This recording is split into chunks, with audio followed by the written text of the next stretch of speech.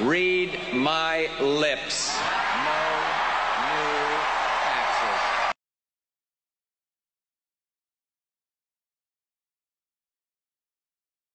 I will close Guantanamo. I will restore habeas corpus. Guantanamo, that's easy. Close down Guantanamo, restore habeas corpus. We're going to lead by shutting down Guantanamo and restoring habeas corpus. I intend to close Guantanamo, and I will follow through on that. Guantanamo will be closed. That flag represents rule of law and due process, and that's why we're going to close Guantanamo and restore habeas corpus. I will promise you this, that if we have not gotten our troops out by the time I am president, it is the first thing I will do. I will get our troops home. We will bring an end to this war. You can take that to the bank. Let me emphasize that we anticipate this transition to take place in a matter of days and not a matter of weeks. I am less interested in passing out blame than I am in learning from and correcting these mistakes to make us safer. For ultimately, the buck stops with me. The only measure of my success as president, when people look back 5 years from now or 9 years from now, is going to be, did I get this economy fixed? I love these folks who helped get us in this mess and then suddenly say, well, this is Obama's economy. That's fine. Give it to me. My job is to solve problems, not to stand on the sidelines and carp and gripe. That I will be held accountable. I've got 4 years. You're going to know quickly how people feel about what's happening. That's exactly right. And if I don't have this done in 3 years, then there's going to be a one-term proposition. When I said change we can believe in, I didn't say change we can believe in tomorrow. You had an Arab Spring in the Middle East, and then you had the situation in Europe, and you had a tsunami in Japan. The severe storms all along the East Coast. Because we've got this big, messy, tough democracy. There are still too many Republicans in Congress who have refused to listen to the voices of reason and compromise. These are bills that Congress ran up. But, we've been a little bit lazy, I think, over the last couple.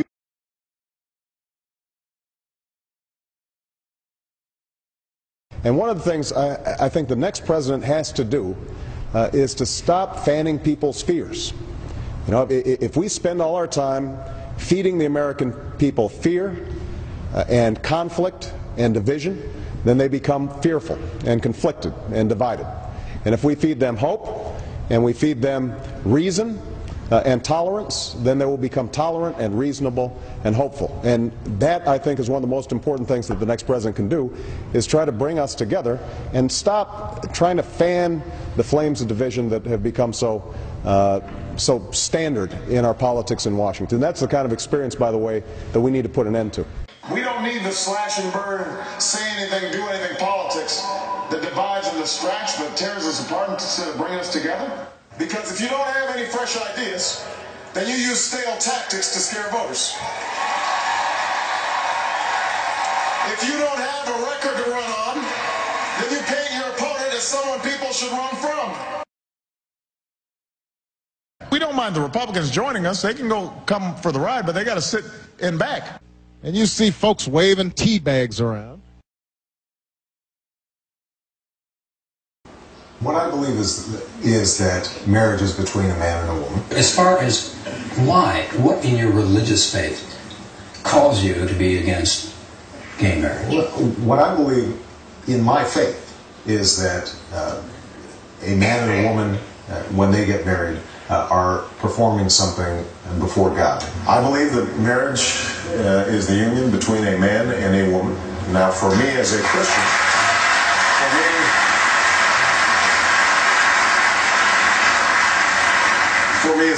it's also a sacred union. God's in the mix. I think same-sex couples should be able to get married.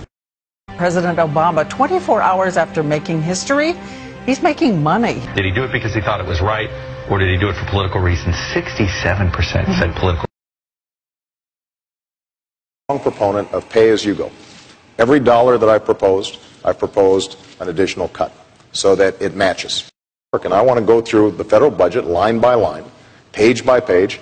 Programs that don't work, we should cut. Programs that we need, we should make them work better. And that's why today I'm pledging to cut the deficit we inherited by half by the end of my first term in office. We are going to ban all earmarks, the process by which individual members insert pet projects. By ending no-bid contracts, by eliminating wasteful spending. We can save billions of dollars by cutting private contractors and improving management and oversight of hundreds of billions of dollars that our government spends on contracts. And I'll finally end the abuse of no-bid contracts once and for all. The days of sweetheart deals for Halliburton will be over when I'm in the White House. We'll finally end the abuse of no-bid contracts once and for all. The days of sweetheart deals for Halliburton and the like will be over when I'm in the White House.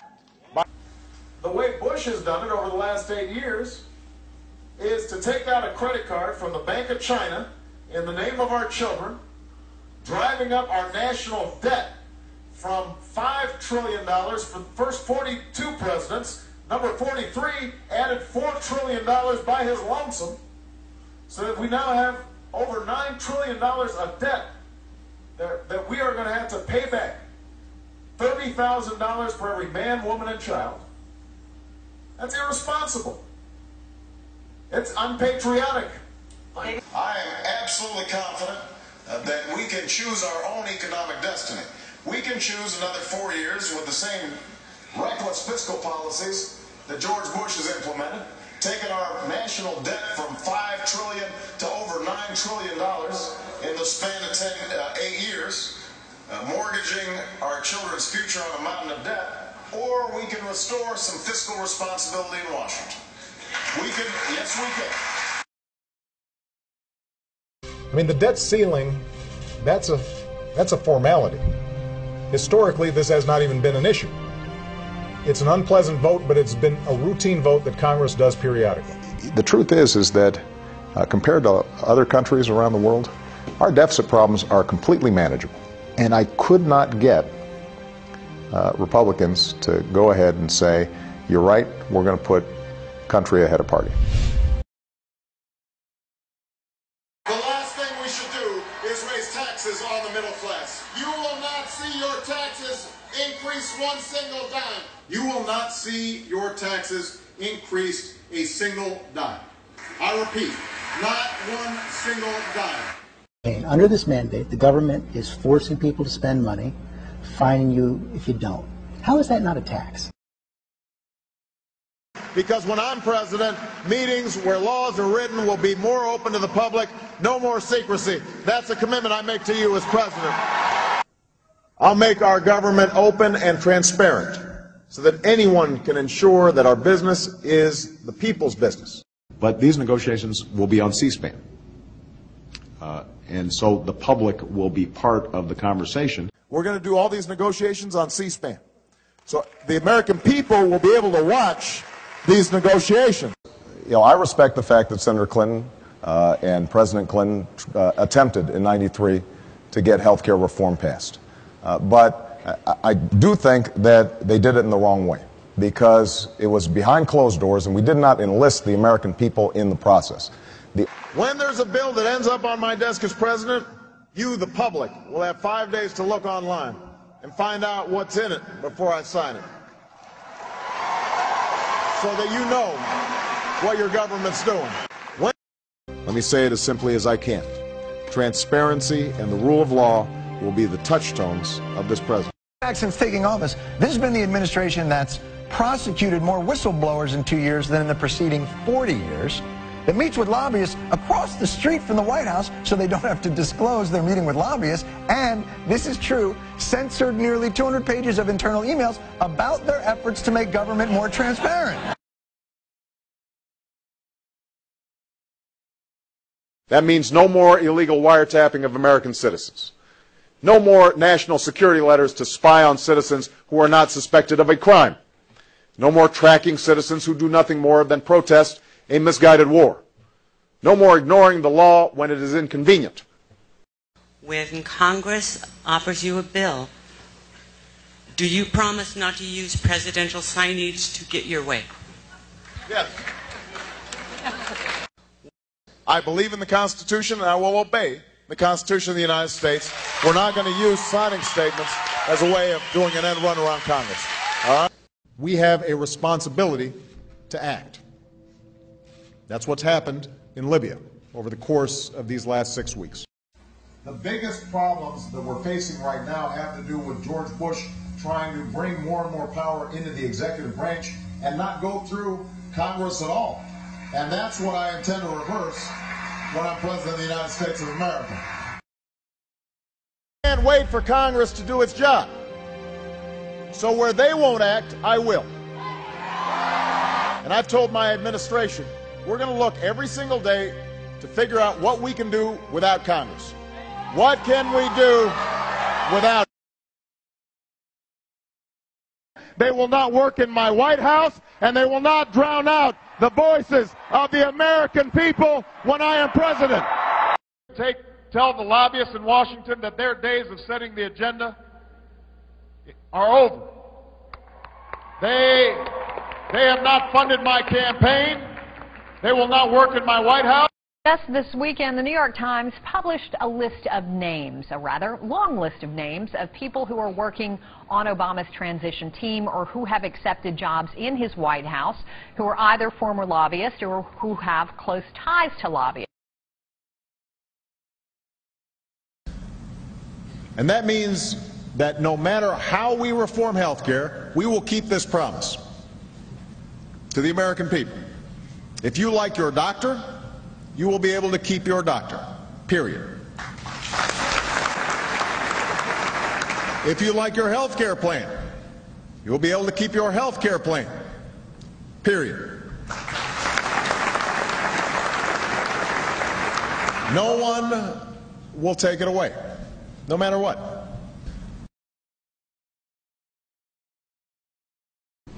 Under my plan of a cap and trade system, electricity rates would necessarily skyrocket. I think it is important for us to send some price signals to change behavior. Americans like to drive their big SUVs.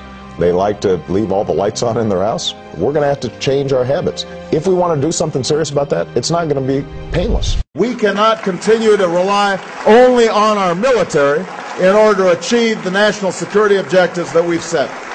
We've got to have a civilian national security force that's just as powerful, just as strong, just as well funded. We can't drive our SUVs and, eat as much as we want and keep our homes on, 72 degrees at all times, and whether we're living in a desert or we're living in the tundra, and then just expect that every other country is going to say, okay, you guys go ahead and keep on using 25% of the world's energy, even though you only account for 3% of the population, and we'll be fine. Don't worry about us. That's not leadership. We are 5 days away from fundamentally transforming the United States of America.